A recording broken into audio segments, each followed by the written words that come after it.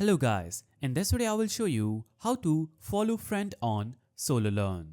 So in order to do this, simply open the Sololearn application and you'll be on this interface where you'll have to simply click on your profile icon at the bottom right side of the screen. Now when you click on profile, it will show up this page where you'll have to click on this plus icon at the top of the screen. Now, when you click on this small plus person icon, it will take you to this discover page where you can simply find friends by inviting them, find contacts by clicking on the find contacts button, click on discover contacts, allow contact sharing, and all the contacts that will be on this platform will be shown here.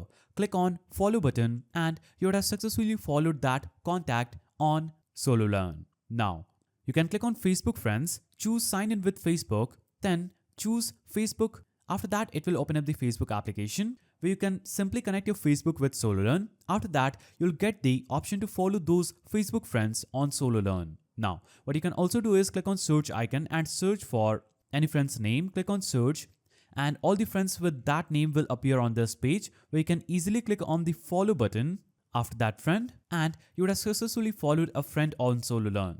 Now, another way to find those friends is simply navigating to suggestions and follow them. So these are the three ways through which you can find those friends and follow them on Sololearn.